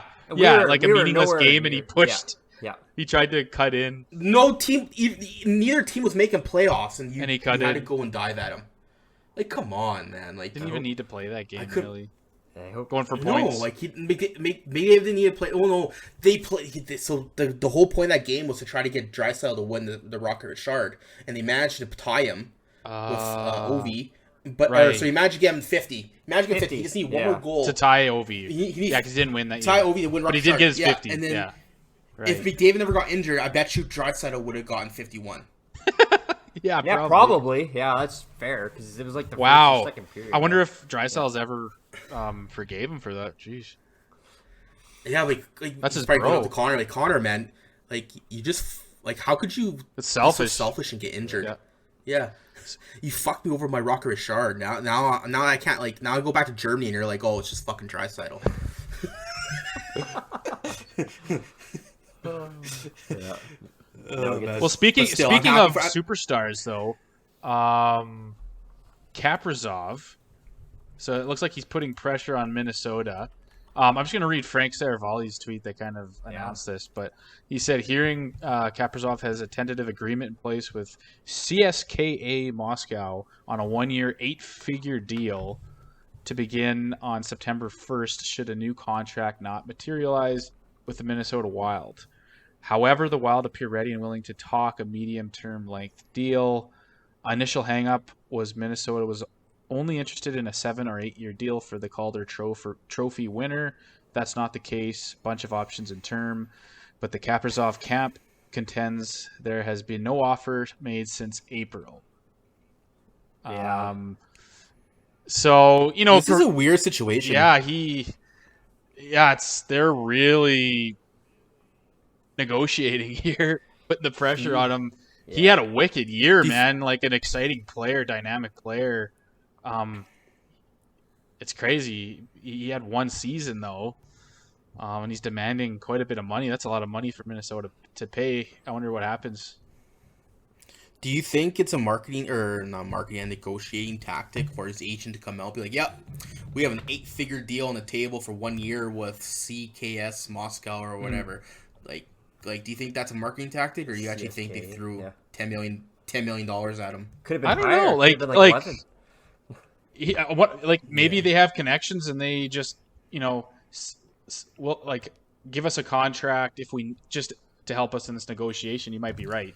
Yeah, that's fair. Where do these teams in the KHL get the money to? Well, the funny thing is I read a tweet and I never researched or anything, but I heard that that contract, if it was like $10 million or something, it would be like 70% of that team's cap space because their cap is actually quite low compared to the NHL. So it's just like, how does the money even work? I don't know if that's the actual cap or not in the KHL, but it just doesn't seem. I don't know. I think it's a good it's probably a media tactic though, like you said, Cam, like just to put pressure on Minnesota because they offered him, like they said, a 7 to 8 year deal. I think it was like 7 to 8 million as well. Like it was a good material contract. Like it wasn't small for this 24-year-old kid. It makes you wonder what his purpose was to come to NHL. Like, did he just come to the NHL for the 1 year just to show how good he is so he can get a big payday? Like, do you think he stayed in the KHL he was going to get this type of money? Probably not. So he comes to the NHL, proves himself, and now he's Russian. Obviously, he wants to stay home. So maybe it's just a thing. He's doing it both sides. Like, well, I'm gonna go where the money is. So like, if you want me to be in Russia, pay me this. If you want me to be in the NHL, multi-year contract. Yeah, have a good year and make a bidding war for me. Yeah, because he didn't. Because he said he didn't want like the lengthy contracts. Like he didn't want like the 8-year max contracts. So right, like he wanted shorter term, like 4 to 5 years. Like you're saying, mid-term. So. He probably wants because he wants to go back to KHL. Yeah, he wants a lucrative payday. He wants like $10 million a year or something stupid. But I mean, the kid. That's all he is. I don't blame him. If I was a Russian too, I'd be like, well, fuck, maybe I'll go NHL for 5 years, make my money, go back home and play in front of my fans, friends, family, and kind of like who's that guy that went back? David Krejci. You know, He wanted to take Krejci. He wanted to take his family back to Czech Republic so he can play in front of family and friends and have his kids grow up in Czech Republic. And so apparently Cassidy, the coach of the Bruins, was on I think TSN Ottawa and just recently and he was saying that there's some potential that he might actually come back later in the year and still play with the Bruins. Really? Oh wow. Yeah. So why? Yeah, it's like it sounded like he wanted to get his family to move back there and kind of get them established, but that it might actually be potential for him to come back and finish the season off with the Bruins. So he's gonna give it one more playoff run. Interesting, yeah, potentially, yeah, because he's getting up there. That would make sense because honestly, Boston's window is 2 years right now. Oh, if that 2, maybe 3 years max. Yeah. And I think that's probably why Hall signed only a 4-year deal, right? Was it 4 years he signed, or was it 6 years? Taylor Hall's 4 years at $6 million. He signed a 24 mil. Yeah, I think that's why he signed 4 years because like that's their window. Yeah. Like, so if Krejci goes back, that would be good for them because they don't have a second line center right now. Yeah. Yeah. It's a good that's team. True. Yeah. Always are. They always are. Yeah, but going back to Kaprizov, I'm not fond of Russians because of their, like, you just know they want to go back home, and we've experienced that a few times with some younger Russians in our team. Bogam, Yakimov, who couldn't really cut it here, Anton Slepyshev, and stuff like that. Yeah. For Minnesota's sake, I don't know what they do because they're screwed with cap. Them buying out Suter and Parise really screws them up for year 23 or 24. Yeah, they're good They're good this future. season, Yeah. but then it screws them later on. You sign Kaprizov to a 8-figure contract for 3 or 4 years, like you're screwed. What else? Who else can you afford to fill your roster at that point? That is disgusting, man. I can't believe that's a that. lot of dead cap. Yeah, that's. Oh man, Those contracts, man. Yeah. How much was left? 13 million. Like I think they each had 3 years left. 4 or 5 years. Yeah, because they only were 8 years into their contracts. I think Parise and Suter. Wait, why doesn't cap friendly doesn't calculate the recapture penalty for those years? But the recapture penalty. Oh yeah, 23. Never mind. It is right there. It's right there in the dead cap. Oh my god, 23, 24, 14, 24, 25, 14. 15 million in dead cap, back-to-back years. So they have 4.7 million next year, and then 12.7 million the year after that. Their dead cap is disgusting. And then almost 15 for 2 years. Yeah. And then they're not even going to compete for playoffs, man. Like, how do you compete with that much dead cap? How? Yeah, their hands are tied, man. Especially if if Kaprizov doesn't play or something, like he goes back to Russia, like I almost like they'd be done. He's kind of their franchise player kind of right now. Like everything was around him too. He even wore the number 97 too. Like, but I really wish Seattle Kraken took Kakinen over Susie and traded Kakinen in Edmonton. Oh yeah. Sweet. Or yeah, because like looking at that team, man, like they got. Yeah. They still have to re-sign Fiala, and then they have Jordan Greenway's RFA next year, and look at their D, man, like Dumba, 2 years. Spurgeon's making 7.575. Holy shit! I didn't know his contract was that. I big, know. Man. He's small too, and he's like a 5'9" D man. That makes Nurse's contract make me feel a little bit better, I think, but still. Well, Spurgeon is a superior. He's a good defensive. Yeah. He's good, yeah. For how small he is, yeah. Well, even offensively, he does well. Go look at his stats, TK. He's produced better numbers than, or at least a similar numbers to Mr. Nurse. Yeah. Nurse. My desktop's being a little laggy here. Just gotta. Yeah, I know. You gotta upgrade that computer. The CPU can't stand. Can't keep up here right now. Well, anyways, I like Spurgeon for how small he is. Yeah, the next guy I was going to talk about is Igor Shesterkin signs with New York Rangers, 4-year deal, 5.6 cap hit, and I seen a little tidbit this is the most money ever handed out in AAV and total dollars to an NHL goalie on his second contract. Yes, yeah, correct, yeah, he's worth it. I think that. I'm sure he is. He's definitely worth it. I got him on my fantasy roster, and that same team that have McDavid and Draisaitl. I'm just looking at my chops. I'm going big this year. I like this goalie. Like, he's super young. I just hope like Rangers could figure out what they're doing, kind of with the rest of the roster too here to see. I think they should. I like the Rangers. Yeah, like I think they're gonna have a good team this year. Shesterkin, he puts up good numbers. Like he's earned every cent of this contract. He had like a 932, I think, in 2019-20 save percentage. Last year he had 916. Oh my god! He wins. Dude, Rangers are stacked. Yeah, they got a good roster. Holy shit! Look at this, man. Look at this. They have Panarin. They have Kreider. Zibanejad. Ryan Strome. Barclay Goudreau, overpaid. Great third-line player. But then they have some up-and-coming young players in, Philip Schitchel. Can't pronounce his name. You have Kravitsov, Kako, Lafreniere. And then they have... And then, dude, man, look at the D. Trouba, Lindgren, Adam Fox. Yeah, Fox. Keandre Miller, who, in my opinion, is going to be a better D-man than Adam Fox. Really? Keandre Miller is unreal. If he is, Yep. This team's just absolutely. Keandre Miller is unreal. And that guy is going to have a huge leap, whether it's next season or year after. He's underrated. And then you need. And then Shesterkin and then Georgiev is no slouch either. So they got two good goalies. I think when you look, Georgiev's not. So that's what I wanted to mention here. Is this Shesterkin deal pretty much solidifies that Georgiev is requesting a trade out of I think I heard that on like somewhere on Twitter or something that he was wanting. Georgiev wants to be the starter and he wants to play for a team to be a starter, and so if he wants out, man, like bring him to Edmonton. Maybe maybe. Like, oh my god. Maybe we can have a repeat. Maybe he can be our next Cam Talbot. Yeah, let's do it.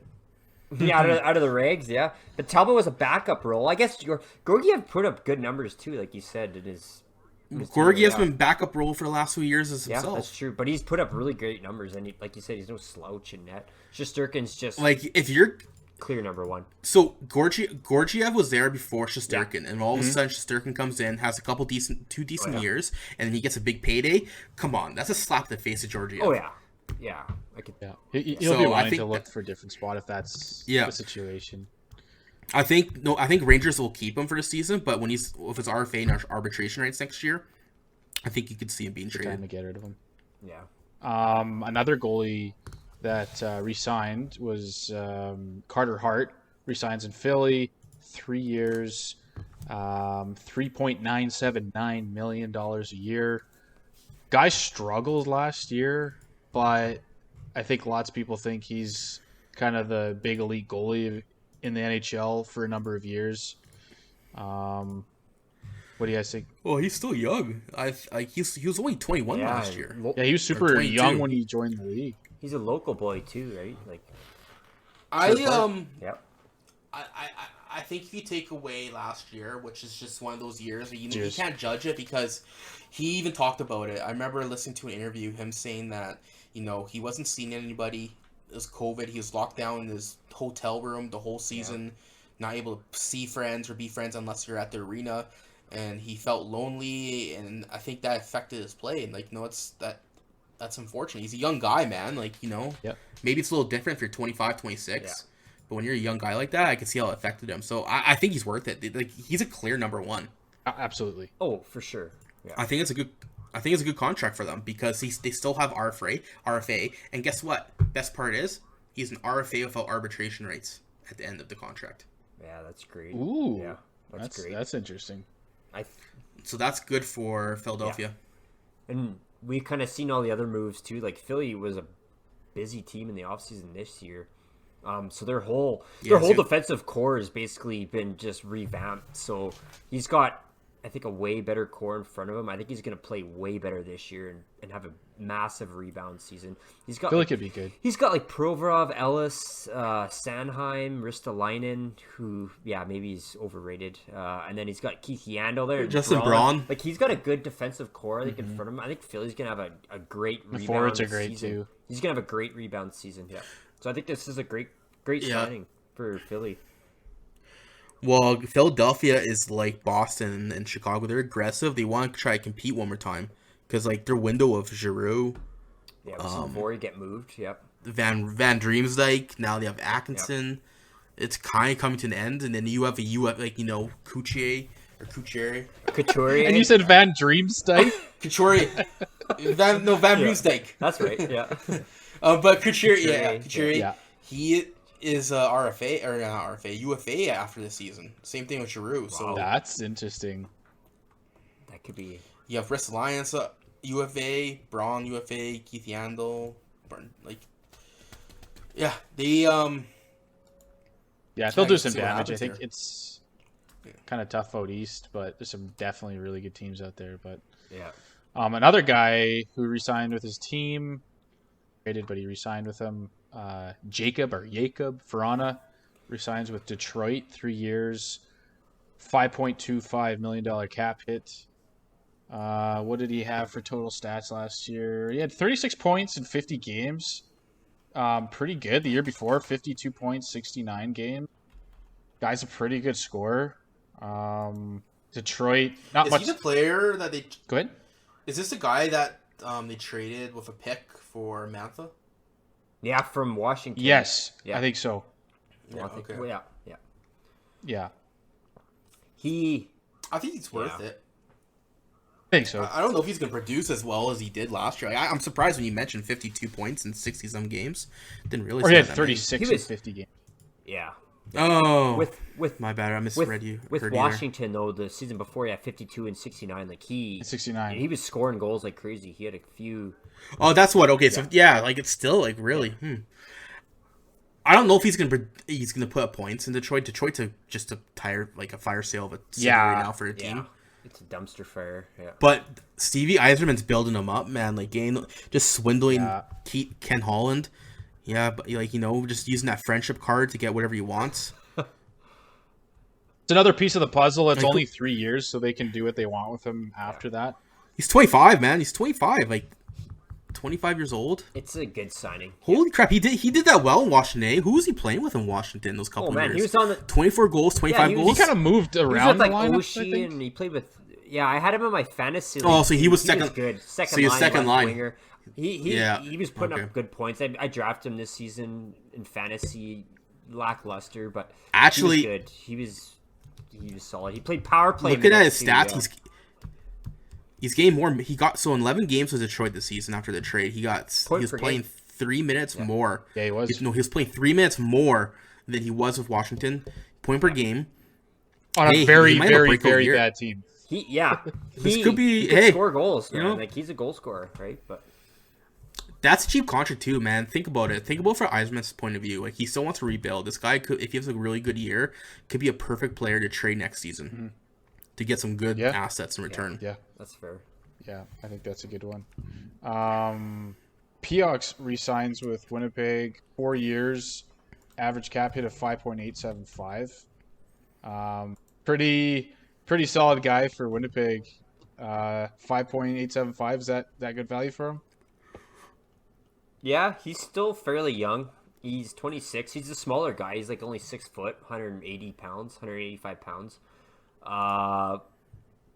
But Winnipeg needs that, defensive core guy. He's great. I had him in fantasy as well. Like he's kind of a little beast. Like, and he's kind of a bastard too. Like he can shut down McDavid fairly well too. Watching him like in games as well. Like he's gritty. He gets in there. He puts up points too. Like I think he had 45 points in the 1920 season. Then this year I think he had 32 and 54, which is fairly good for a defender. He puts up points. Yeah, he plays power play time, I think. But well, I'm so confused. Like, how do you justify giving him $3.5 million when you see like Nurse and stuff like that? And like, isn't Pionk like their number one D man with Morrissey? Yeah, he's number one. He's 5.8. Yeah, so like it's like Pionk sold low on himself.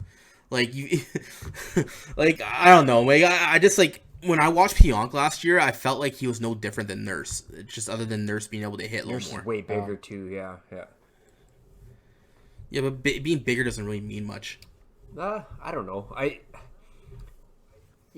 see what you're saying. The only thing Nurse has on Pionk is that Nurse is a minute muncher, whereas Pionk doesn't look to be that 25, 26. He doesn't. His minutes are actually pretty low. Yeah. But like, I thought for sure Pionk was getting like minimum $6 million. Me too. Well, I guess that's pretty close. How long's the contract? Yeah. 4 years. 4 years. Yeah, 5. This one's 4 years. 5. Yeah. Yeah. So I thought for sure. Yeah. Especially with all these other contracts coming out for the defenseman, and he's no slouch of a defenseman. Yeah. I mixed this up. I saw his current salary is 3.5 cap. My bad. I was saying current salary at 3.5. No, okay, 5.75. I think that makes a little sense there. I guess that's fair. Like, but he's worth more. I think if he has he's definitely worth more. If he he's definitely worth more now. Like, if you're looking at market value, like it should have been 7 probably. Yeah, because he hits, he blocks, he does. I think Winnipeg did pretty good there. Yeah, they got a good value contract. Yeah.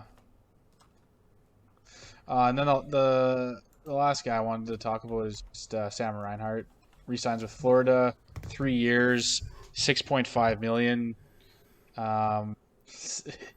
This guy produces. He's a top line guy. He makes Florida, who's already dangerous, just even better. It's just kind of a no brainer. Like, they have to resign him. Obviously, he gets traded for him, but 6.5 I think seems about right for him. Yeah, I think he's worth it. What was he, second overall, I think, in the 2014 draft? So this is interesting take. So Florida Panthers, right? He's on Florida right now. He signs this contract. Florida drafted Aaron Ekblad first overall, and then Sam Reinhart, which is now currently on the roster.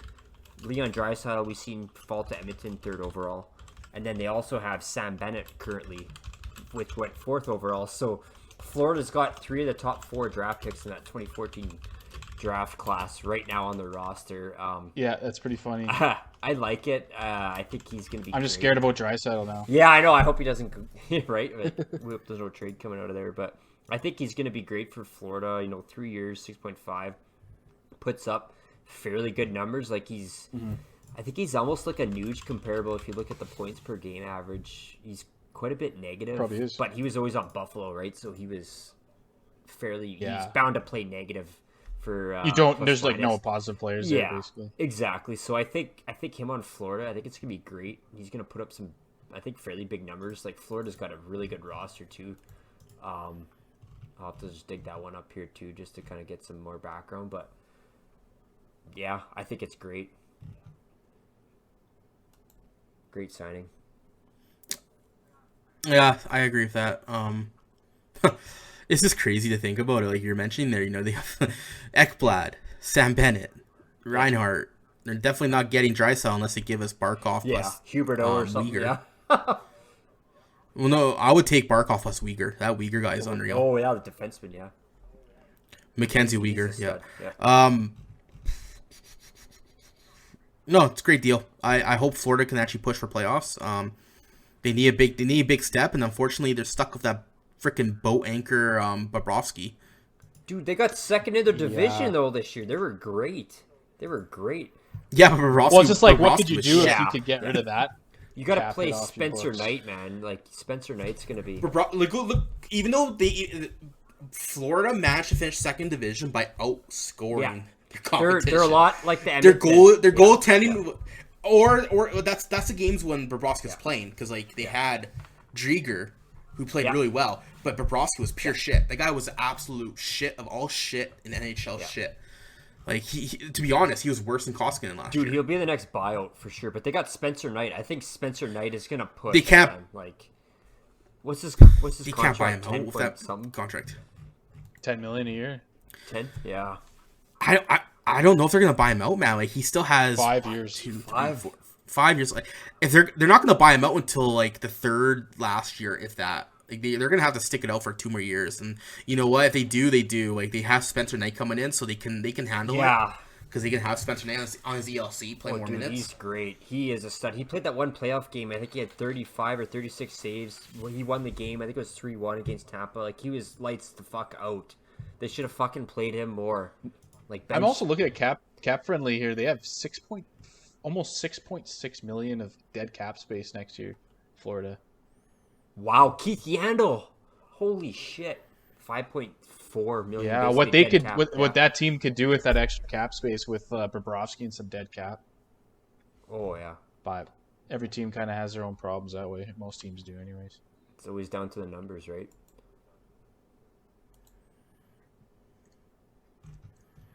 Yeah, I'm kind of like Florida. I've always had like a soft spot for Florida, so I hope they can.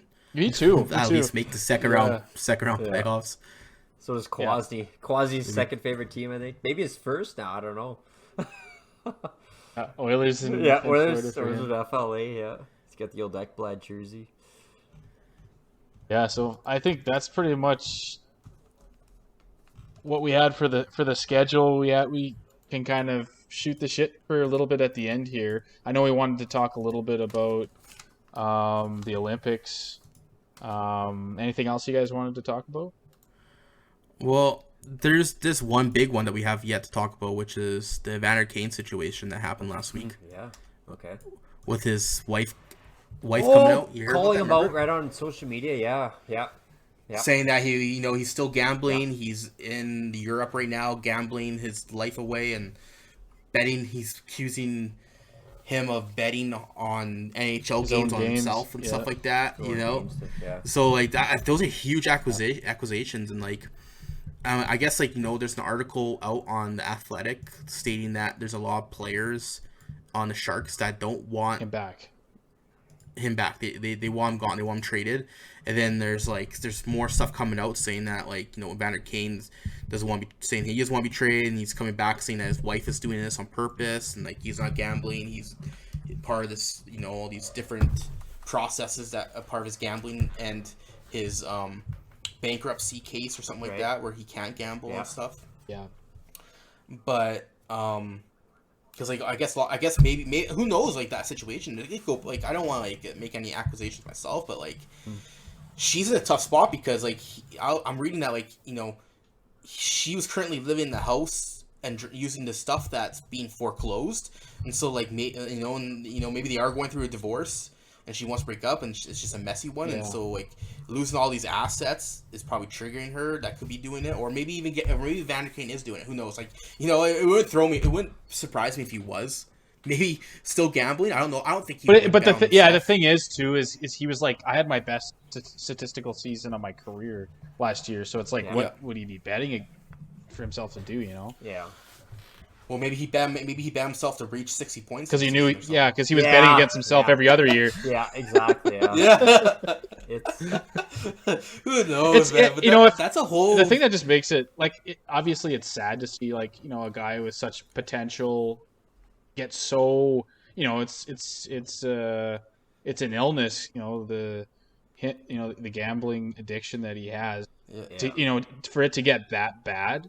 Of course, it's sad, but it's even more sad when he's got a wife and a kid, and you hear the house is getting foreclosed and they got to sell their assets and stuff like that. And who knows, because they're both kind of publicly going back at each other. So who really knows what the truth is in all of that? But yeah, it sucks to see that. But he's always seemed like kind of just a piece of shit, though. Yeah, he's always got the pictures holding up wads of cash, blah blah blah, like gambling this, gambling that. But I could see him. I read something there too on Twitter saying I think his house was foreclosed or something, but he was gone and didn't even tell his wife or something that their house was getting foreclosed and blah blah blah. I think that was another piece they seen within that. Who knows if it's true? Take it with a grain of salt. But. So, he was out basically partying and gambling, and then whatever, his wife was at home with her kid and had all this that's shit true, come that's down. terrible. If that's true, what a piece of dog shit. He could go rot. I could see why some of his teammates would be like, yeah, we don't even want to play if he's back on the team this year. Yeah. Because they didn't even want to play if he was back. I don't know who they are as well, but, holy crap, right? That's pretty heated accusations and pretty big comments to make, if it's true. It makes you wonder if it's true. Yeah.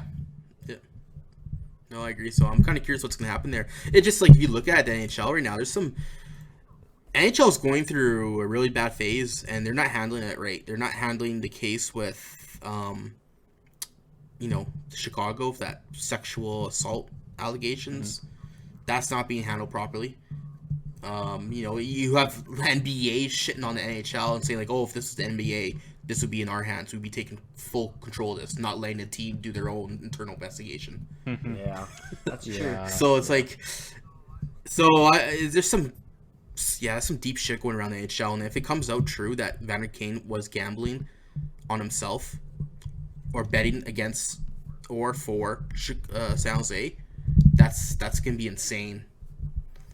That'd be insane if it comes out true. Dude, there'd be heat coming down in the NHL. Yeah, freaking Bettman's gonna be shitting his little clown pants. That's for sure. It'll be more booze than whatnot. Whenever he comes out in a public appearance, for that Seattle expansion draft, of course he's gonna get booed. Got booed. Oh yeah, it's just expected. But it's kind of painting the NHL to be kind of a joke, like you're saying. They got to start taking it more seriously, and I don't know if it kind of shines a light on the integrity of, you know, the commissioner or who, I guess. But, you know, like, they got to get it under control here. Like, this shit can't keep fucking happening. But Yeah.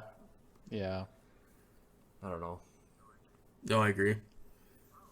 Oh, I guess like I don't really have anything else to talk about. I guess, you know, John Cooper was named head coach of Team Canada for Winter Olympics. Do you think Team Canada's going? Do you think there's going to be NHL players going to Olympics with the current COVID situation? I don't know. Plus it, plus it being Beijing, China, and stuff. Like, you know those Canadians that got arrested in China. China, yeah, they're going to like prison. I know the one guy, and I don't remember the names, but I know that the one guy got the death penalty and he appealed it, and then I think they upheld it. Wow. So and Canada like made a public statement saying that it's like excessive, inhumane sentencing for him. Yeah. And then there was like 2 guys a few years ago that were arrested when that Huai or whatever that woman was from China, she was arrested. Right. And then they think it's like a retaliatory thing, and now I think it came down Tuesday or something that the one guy got sentenced to like 14 years in prison or something like that, like a big long prison sentence. And there's questions if like they just made up a false accusation and all this stuff. And then so I think the leader of the Conservatives said that Canada should boycott the Olympics. And wow. But like anything with China, man, there's controversy, of course, coronavirus, all that stuff. So yeah, I don't think it's for sure that we go. I don't think they should, and which really sucks because then you're not going to see McDavid until he's 30 years old in the NHL. In the Olympics. Yeah, see him in his prime playing in the Olympics. I just don't agree with why is it like I don't agree with the Olympic Committee giving China the Olympics every single time. This is gonna be the 3rd time in the 2000s they've gotten the Olympics. For Winter Olympics, yeah. Well, not even that. They held. Yeah, fuck. The Beijing, China had 2008 Olympics. Fuck. Like, and they're getting it again in a couple years, I think. Not this one, right? Let me check here.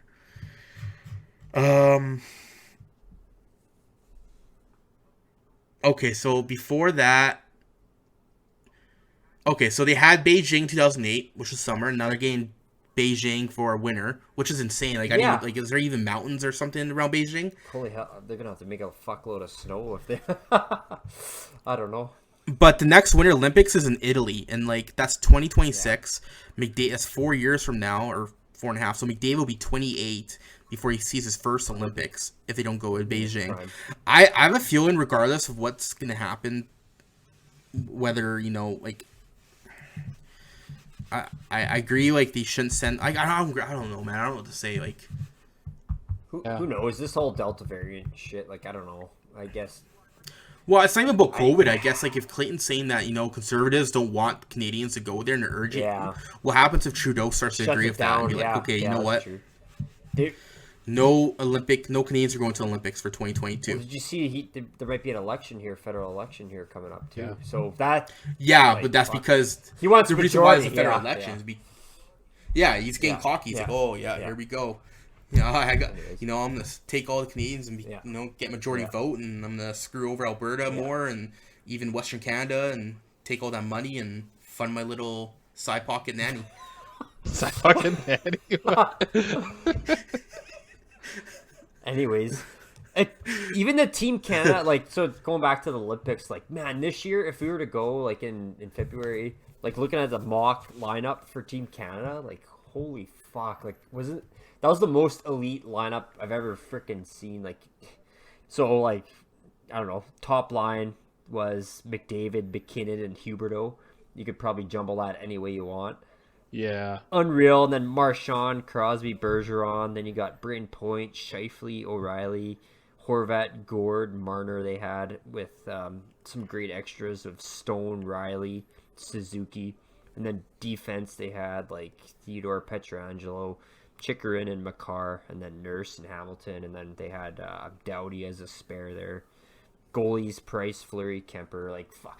That'd be crazy to watch that team, man. Like, I hope. Yeah, that's why it sucks if it never goes. Yeah, like I hope they find a way to make it happen somehow. But the government knows how to fuck everything up in the world. Seems like every fucking time. So I don't know. Well, I guess we'll see. But take it with a grain of salt. I just can't wait to. Yeah. I just can't wait to see a Huberdeau, McDavid, McKinnon. Oh my god! That would just be so nasty. They'd just be like, boom.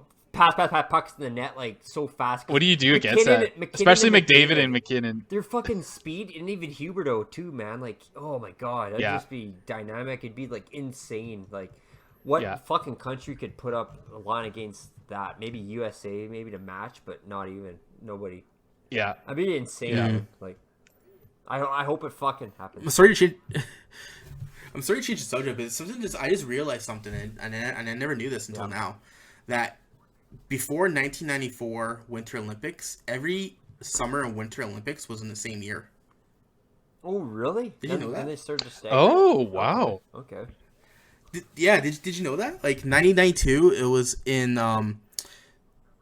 February for winter, then July to August for summer, and they had in 92, 98, or 1988, 1984. All of it was in the same year.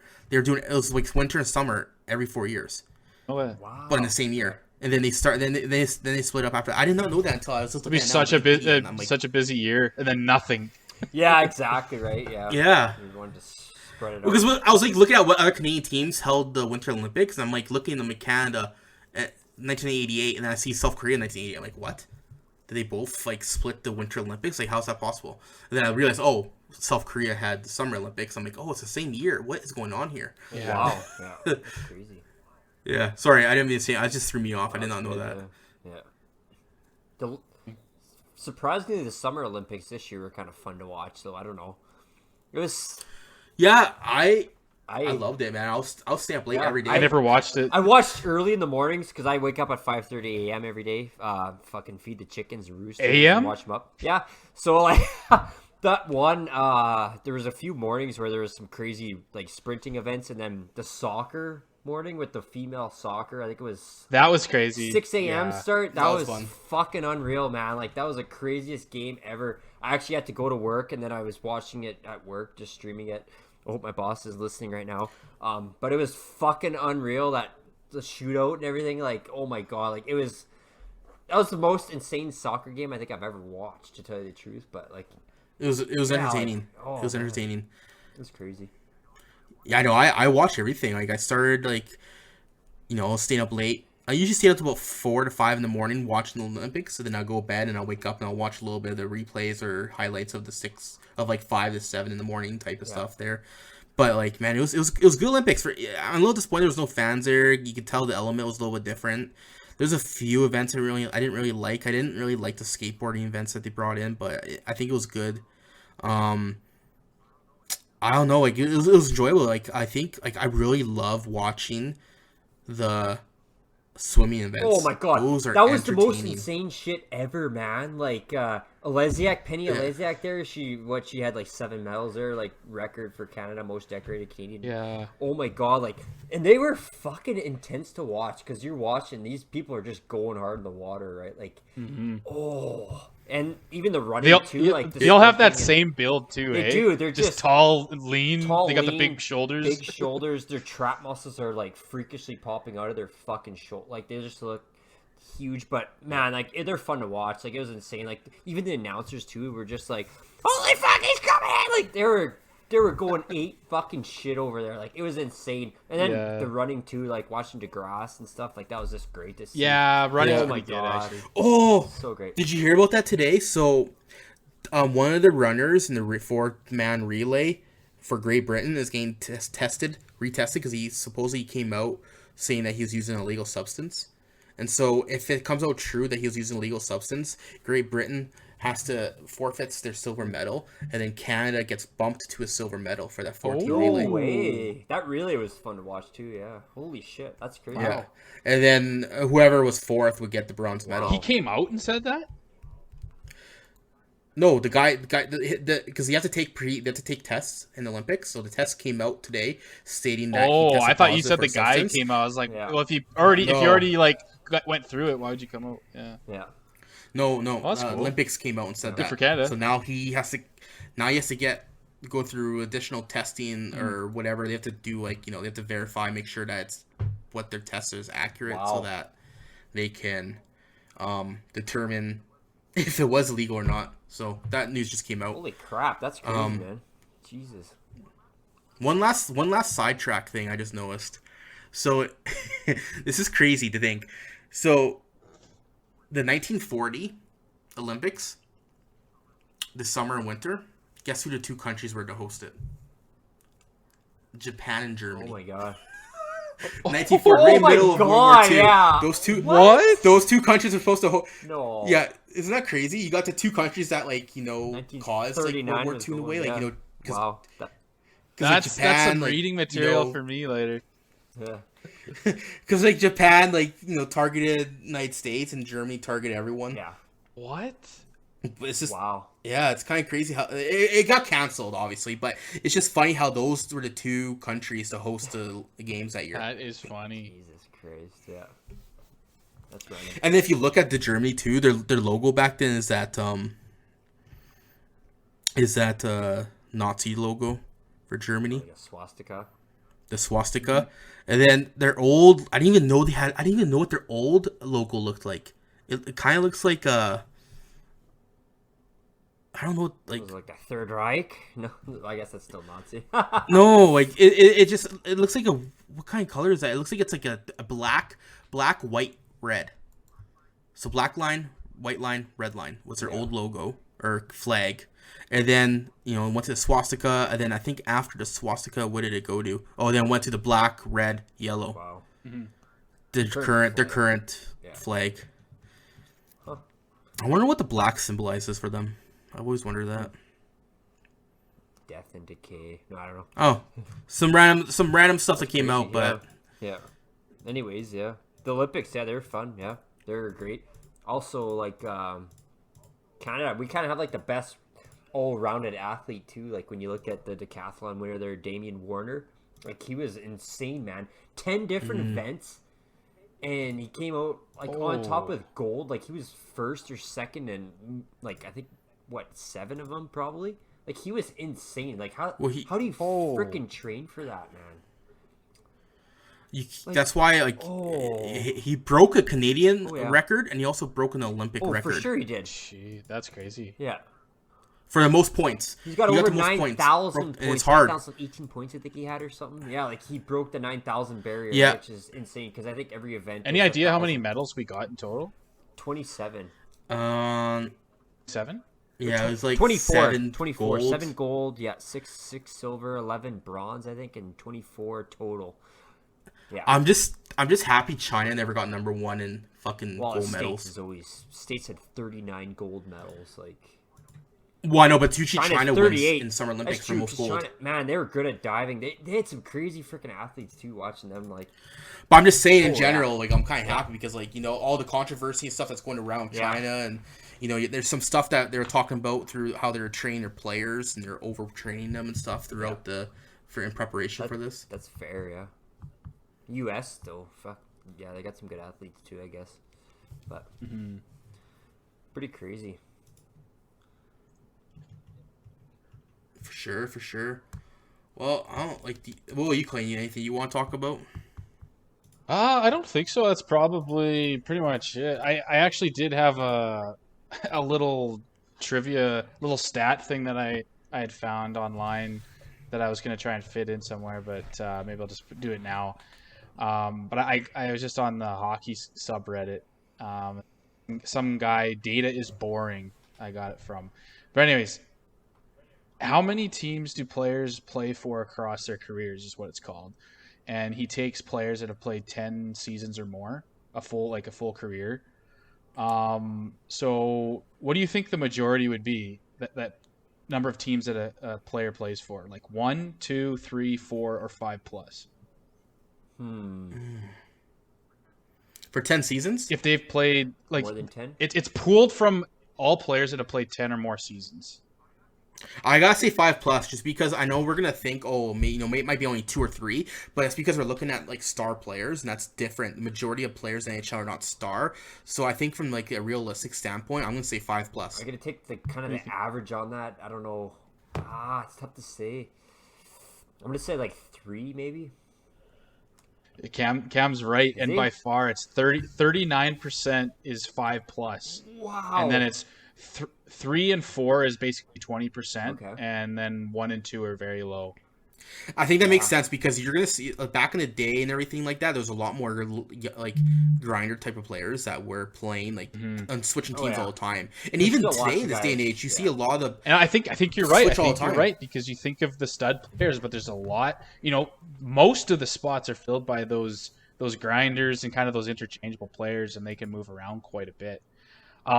Another stat that I thought was pretty interesting. So teams with no players that stayed there for their whole career.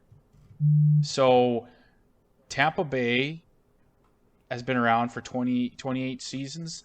They haven't had one player that have played their entire career. San Jose, 29 seasons. No one who's stayed the entire. Who's number one? Edmonton.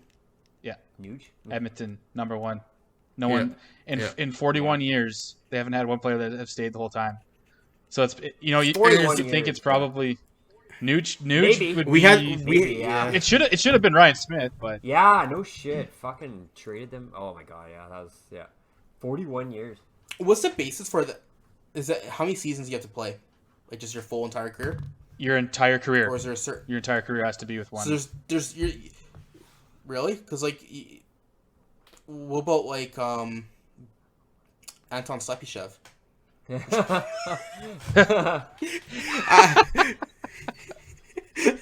I think they would have ruled that out. Yeah, it's an outlier. Yeah. What's with you and Slepyshev, man?